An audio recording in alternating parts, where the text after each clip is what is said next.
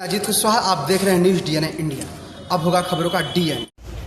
नमस्कार दोस्तों, आज मैं आप सब लोगों को एक बहुत ही प्रासंगिक, समसामयिक और ज्वलंत विषय पर अपनी तरफ से संबोधित करने के लिए, अपनी तरफ से कुछ बताने के लिए उपस्थित हूं। ये ऐसा कोई विषय नहीं है जिसके बारे में आप नहीं जानते, लेकिन इसकी प्रासंगिकता देश काल की सीमा से परे है। साथियों, मैं मानवाधिकार के मुद्दे पर चर्चा करना चाहूंगा। मानवाधिकार है क्या, ये सवाल उठता है। जैसा कि नाम से ही स्पष्ट है, मानवाधिकार अर्थात ऐसे अधिकार जो हमें मनुष्य मात्र होने के कारण प्रदत्त है, जो देश काल समय की सीमा से परे है, यानी कि जिन्हें हमें हर समय, हर देश में, हर परिस्थिति में प्राप्त हो, वह हमारे मानवाधिकार। मानवाधिकार अगर हम इतिहास में जाएंगे तो इसका इतिहास हम बहुत पुराने काल में जाने पर अपने देश में, अपनी देश की जो संस्कृति रही है उसमें इसकी जड़ें पाएंगे। संस्कृत के श्लोक अयम निजः परो वेति गणना लघुचेत शाम उदार चरिता नाम तु वसुधैव कुटुंबकम। पूरे पृथ्वी को अपना परिवार मानने की परिकल्पना हमारे वैदिक ऋषियों ने सहस्राब्दियों पूर्व की थी। तो सहस्राब्दियों पूर्व से ही इसका मतलब मानवाधिकार पूरी तरह से भारतीय संस्कृति में समादृत थे, समाहित थे और पूरी तरह से अपने स्तर पर मैं कहूँगा प्रयुक्त भी थे। उन्हीं मानवाधिकारों को जब हम आधुनिक परिस्थितियों में देखते हैं तो हम सभी जानते हैं कि मानव जाति के इतिहास में अंतर्राष्ट्रीय स्तर पर 2 भीषण युद्ध हुए। इतिहास का छात्र होने के कारण उनके बारे में काफी गहराई से मैं जानता हूं। प्रथम विश्व युद्ध जो 1914 से लेकर 18 तक चला, फिर वर्साई की संधि से 1919 के आसपास समाप्ति तक, और उसके पश्चात दूसरा विश्व युद्ध जो 1939 से 1945 तक चला। और दूसरे विश्व युद्ध का भी बहुत दुखद अंत हिरोशिमा और नागासाकी पर अणुबम हमले और उससे उत्पन्न विभीषिका के साथ हुआ। तो इन 2 विश्व युद्धों ने, जिनके दावानल ने संपूर्ण मानवता को असमय काल कौलित करने का खतरा उत्पन्न कर दिया था, जिसके दावानल के प्रभाव में लाखों लोग मारे गए थे, बेघर हो गए थे। उसके पश्चात संयुक्त राष्ट्र संघ के बैनर तले वैश्विक स्तर पर सभी राष्ट्रों ने एक नया प्रयास किया, और उसी कड़ी में हम जानते हैं कि सभी लोगों के, चूंकि मानवता इसके पहले दोनों विश्व युद्धों में कराह चुकी थी, तो सभी लोगों को मानव मात्र होने के कारण जो अधिकार प्रदत्त होने चाहिए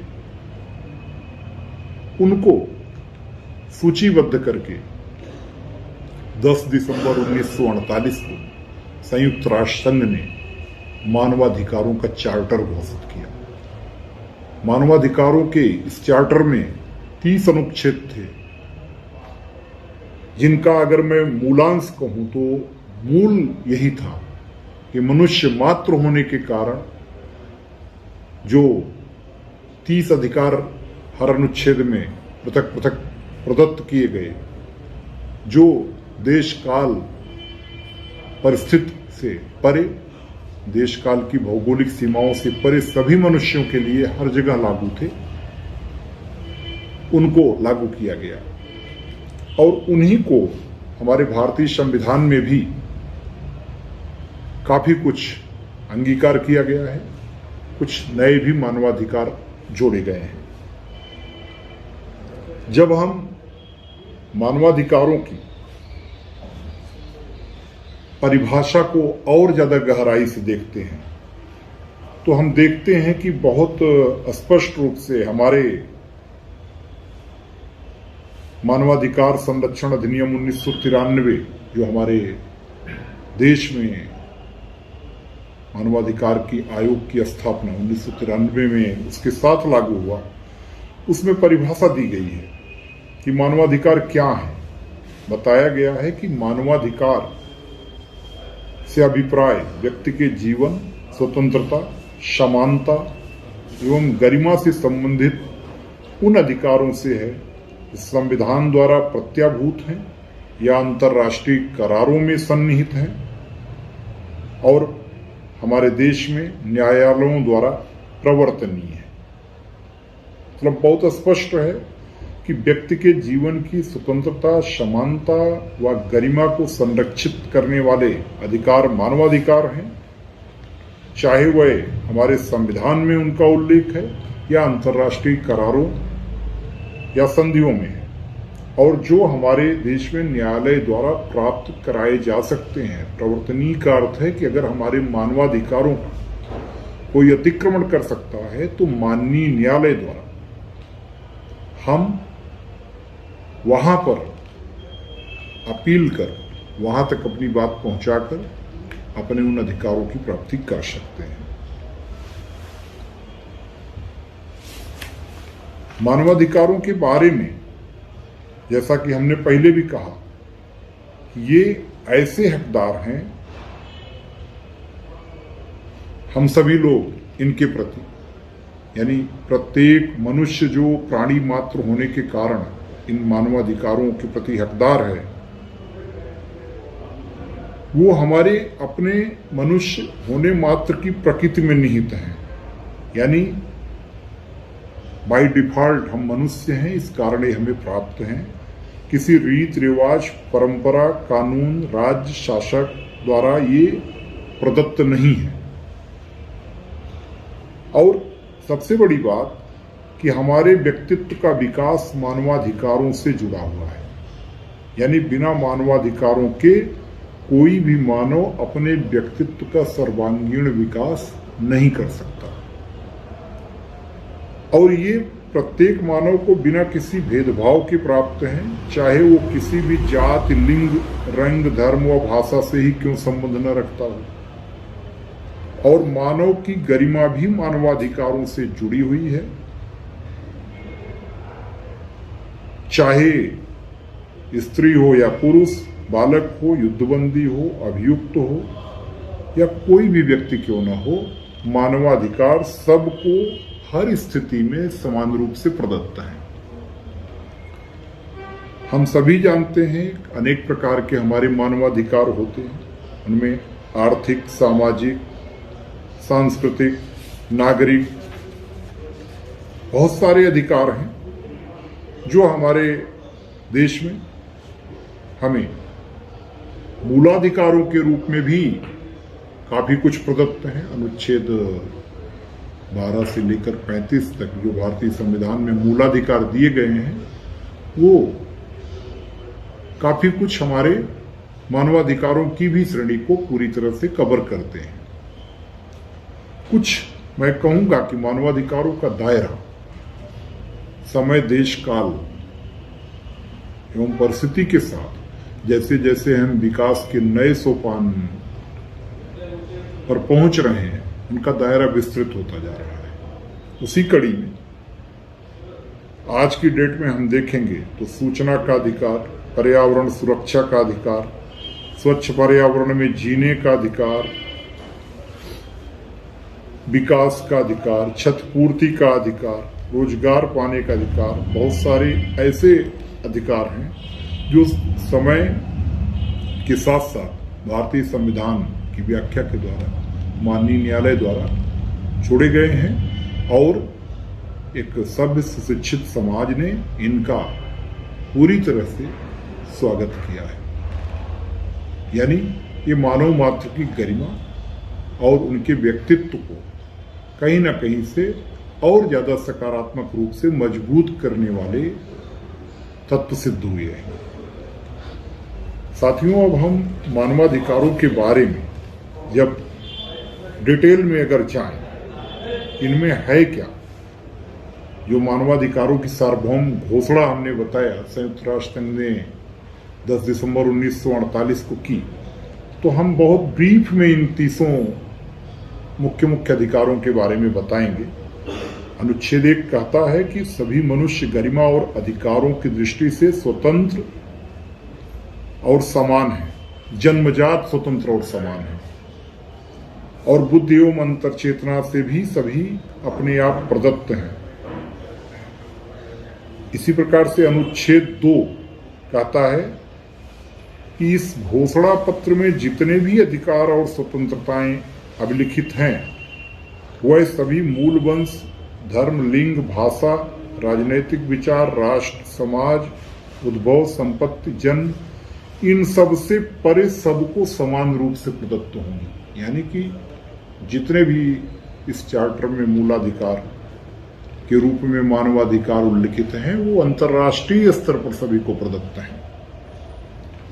अनुच्छेद 3 में प्रत्येक व्यक्ति के प्राण, स्वतंत्रता और दैहिक सुरक्षा का अधिकार उद्धृत है। अनुच्छेद 4 दास प्रथा का प्रतिषेध करता है, यानी कि विश्व के किसी भाग में कहीं भी किसी को दास या गुलाम नहीं बनाया जा सकता। अनुच्छेद 5 किसी भी व्यक्ति को किसी प्रकार की यातना न देने के बारे में कहता है और उससे क्रूर, अमानवीय या अपमानजनक व्यवहार नहीं किया जाएगा। अनुच्छेद 6 प्रत्येक व्यक्ति को सर्वत्र विधि के समक्ष व्यक्ति के रूप में मान्यता का अधिकार प्रदत्त करता है। अनुच्छेद 7 उन्हीं बात को पुनः दोहराता है कि विधि के समक्ष सभी व्यक्ति बिना भेदभाव के समान हैं। अनुच्छेद 8 प्रत्येक व्यक्ति को पूरी तरह से जो संविधान द्वारा प्रदत्त मूलाधिकार हैं किसी भी देश में,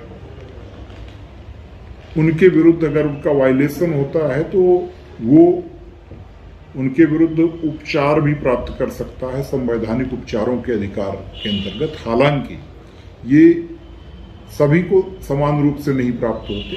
एक उदाहरण द्वारा मैं समझाना चाहूंगा कि अगर भारत में मूलाधिकार प्राप्त हैं तो ये भारतीय नागरिकों को प्राप्त है। विदेशी नागरिक को केवल मानवाधिकार के रूप में अधिकार प्राप्त होंगे,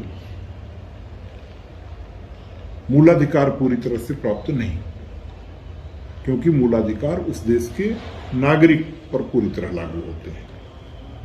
अनुच्छेद 9 व्यक्ति को मनमाने ढंग से गिरफ्तार, निरुद्ध या निर्वासित नहीं किया जा सकता, इसकी बात करता है। इसी प्रकार से 10 से लेकर के इसको हम, चूंकि सीरीज लंबी हो जाएगी, 31 तक हम कहें तो इसका कुल मिलाकर के निचोड़ यही है कि ये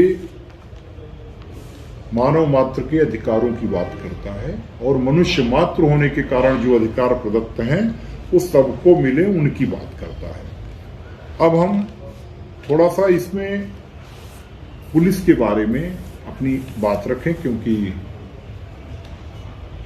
कभी कभी बहुत सारे जगह पे जागरूकता के अभाव में, मैं कहूँगा अनभिज्ञता के कारण, और कभी कभी इस प्रकार से कथित रूप से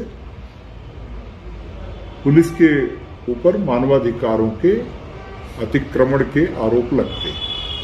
यहां मैं ये स्पष्ट करना चाहूंगा कि मानवाधिकारों के बारे में सभी पुलिस कर्मियों को न केवल सम्यक प्रशिक्षण दिया जाता है, अपितु मानवाधिकारों के बारे में हमेशा जागरूक रहकर और उनका अनुपालन करने उनको हमेशा आम नागरिकों के साथ,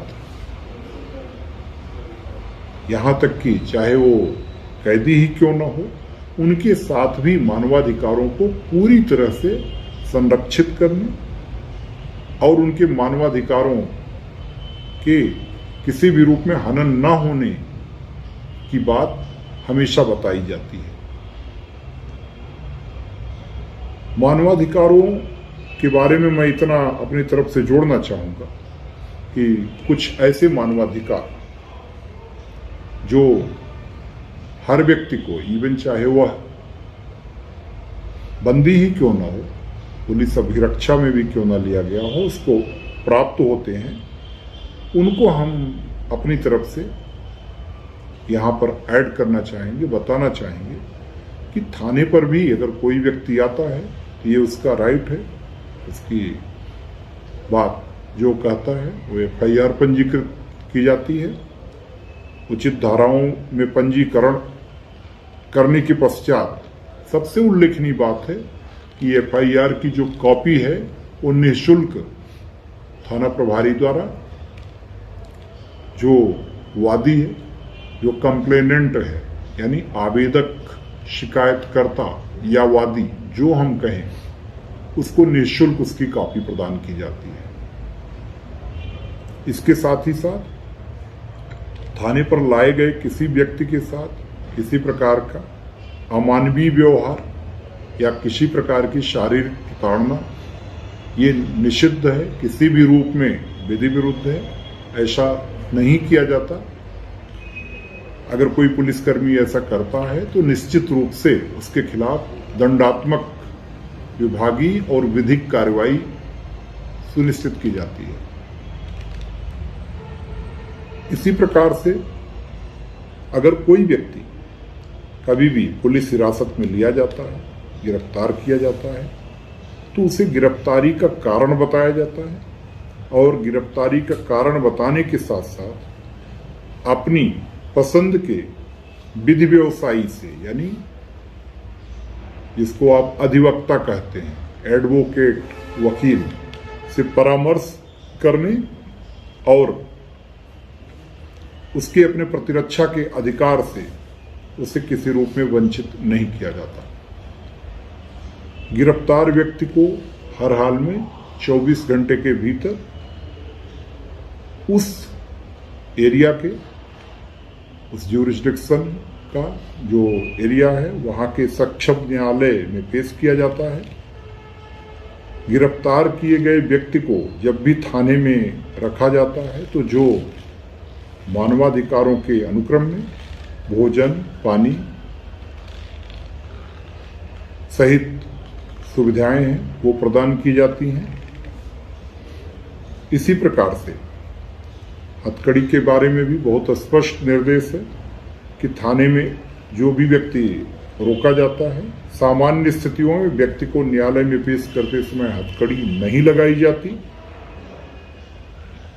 लेकिन अगर कभी कोई ऐसा गंभीर अपराध का कैदी है जो अभ्यस्त अपराधी है, जिसके पुलिस अभिरक्षा से भागने के प्रयास का इतिहास है, तो ऐसे व्यक्ति को माननीय न्यायालय से, यानी जो संबंधित न्यायालय है, उससे आदेश प्राप्त करके हथकड़ी लगाई जाती है। ये अपवादात्मक स्थितियों में गंभीर कैदियों के साथ जिनका पहले भागने का प्रयास या भाग जाने का इतिहास रहा या उनके ऊपर इस प्रकार के प्रयास की संभावना करने का अंदेशा हो, और वो भी सक्षम न्यायालय की सहमति से ही ऐसा होता है। पुलिस रिमांड में जो व्यक्ति लिए जाते हैं उनका 48 घंटे में चिकित्सीय परीक्षण कराया जाता है। इसी प्रकार से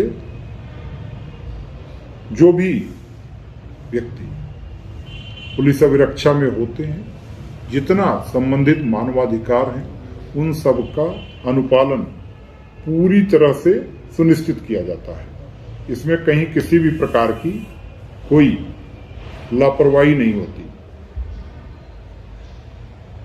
यहां तक कि जो जमानती अपराध हैं, जमानती अपराधों में थाने से जमानत किए जाने का भी प्रावधान हमारे अपने संविधान द्वारा प्रदत्त शक्तियों के अनुक्रम में विभागीय रूप में सुनिश्चित किया जाता है। इसी प्रकार से किसी भी महिला को थाने पर अकारण बुलाया या रोका नहीं जा सकता। सूर्यास्त के पश्चात, सूर्योदय के पूर्व अपवादात्मक स्थितियों को छोड़कर महिला की गिरफ्तारी या पूछताछ करने से निषेध का भी प्रावधान है। थाने पर पूछताछ के दौरान किसी से भी अभद्र या ऐसी भाषा या जिसको कहें कि मानसिक रूप से प्रताड़ित या शारीरिक रूप से प्रताड़ित करना, इससे पूरी तरह से बचने का, और अगर कोई ऐसा करता है उसके विरुद्ध विधिक कार्रवाई किए जाने का प्रावधान है। साथियों, ये सारे मैं जो तथ्य बता रहा हूं, आप में से बहुत सारे लोग इससे सहमत नहीं भी होंगे। ये कहेंगे कि नहीं, पुलिस इनका अनुपालन नहीं करती। कुछ लोग कहेंगे करती है, कुछ लोग ऐसे भी हो सकते हैं जो कह रहे हो नहीं करते। मेरा मानना है कि आप सभी को, हम सभी को, हम पुलिस अधिकारियों कर्मचारियों को भी और आपको भी इन्हें जानना चाहिए। जागरूकता ही सर्वश्रेष्ठ बचाव है। मैं पहले से भी कहता हूं कि अगर आप जागरूक हैं अपने अधिकारों के प्रति तो निश्चित रूप से आपको अधिकार प्रदत्त होंगे। किसी जगह अगर अधिकारों का वायलेशन होता है, आप जागरूक हैं, तो निश्चित रूप से वायलेशन करने वाला, चाहे पुलिस वाला हो या आम पब्लिक, उस पर कार्रवाई होती है। और साथ ही साथ मैं जोड़ना चाहूंगा कि अधिकारों के साथ साथ हमें अपने दायित्वों के प्रति भी जागरूक होना चाहिए, क्योंकि अधिकार और दायित्व, अधिकार और कर्तव्य, इनको आप एक ही गाड़ी के दो पहिए कह सकते हैं, एक रथ के दो पहिए कह लीजिए। एक भी पहिया अगर काम नहीं कर रहा है तो रथ नहीं चलेगा, चाहे जितना ही सजावटी क्यों न हो। मतलब बहुत स्पष्ट है इसका। मैं दूसरे शब्दों में समझाऊंगा तो शायद सरल भाषा में समझ में आएगा। अंग्रेजी में एक कहावत है, your freedom ends where my nose begins. यानी आपके अधिकार वहीं समाप्त हो जाते हैं जहां हमारी नाक शुरू होती है। मतलब आपके अधिकार की सीमा वही है जो दूसरे के अधिकारों को अतिक्रमण न कर रही हो। इसका समाधान क्या है? हम सभी जानते हैं कि जो किसी का अधिकार है वो दूसरे व्यक्ति का कर्तव्य है, और जो दूसरे व्यक्ति का कर्तव्य है वो किसी तीसरे या हमारे अधिकार की श्रेणी में आता है। तो हम सभी लोग केवल और केवल अगर अपने कर्तव्यों के प्रति जागरूक हो जाएं तो हमारे अधिकार स्वतः हमें मिलते जाएंगे। क्योंकि जब हम अपने दायित्वों के प्रति दायित्व बोध के भाव से मनसा वाचा कर्मणा जागरूक होंगे, उन्हें करेंगे, तो चूंकि हमारे ही दायित्व दूसरे के अधिकार हैं, और दूसरे भी जब अपने दायित्वों का पालन करेंगे तो उनके दायित्व हमारे अधिकार हैं। तो ये अन्योन्याश्रित संबंध है अधिकारों और कर्तव्यों में। इसीलिए गांधी जी ने इनके बारे में कहा था पहले भी कि जब हम अपने अधिकारों के पीछे भागेंगे तो कर्तव्य हमसे दूर भागेंगे। वो हमें अधिकार नहीं मिलेंगे, कर्तव्य भी हमसे दूर रहेंगे। और जब हम केवल अपने कर्तव्य करते रहेंगे तो अधिकार हमारा पीछा करते हुए हमारे पीछे आ जाएगा, यानी हमें स्वतः प्राप्त हो जाएगा। तो साथियों, जरूरत इस बात की है कि हम सभी अपने दायित्वों के प्रति सजग हों, चाहे आम पब्लिक हो चाहे हम पुलिस वाले, चाहे अन्य सारे लोग जो जहां भी हैं, उनके जो भी दायित्व हैं उनके प्रति सजग रहें, अपने दायित्वों की सम्यक प्रतिपूर्ति करें। निश्चित रूप से आपको अपने सारे अधिकार भी मिलेंगे। और मानवाधिकारों की बात जहां तक है तो मैं ये कहूंगा कि मानवाधिकार तो हमारे जीवन की प्राणवायु है, ऑक्सीजन है। उनके बिना जैसे हमारे शरीर का अस्तित्व नहीं है, वैसे मानवाधिकारों के बिना मानव का अस्तित्व बिल्कुल नहीं है। तो मानवाधिकारों का अनुपालन हम सभी लोग अवश्य करें। इस बात को हम सब लोग अपने मन में दृढ़ संकल्प लें। जरूरी नहीं कि मानवाधिकार का पालन केवल पुलिस के लिए ही जरूरी है, आम लोगों के लिए भी मानवाधिकारों का पालन उतना ही आवश्यक है जितना हम पुलिस वालों के लिए। इसलिए मैं कहूंगा कि अपने और दूसरे सभी के मानवाधिकारों के बारे में जागरूक भी हों और उनका सम्मान भी करें। आज बस इतना ही। आगे फिर कभी मैं इनके बारे में कुछ और विस्तार से बातें करूंगा। तब तक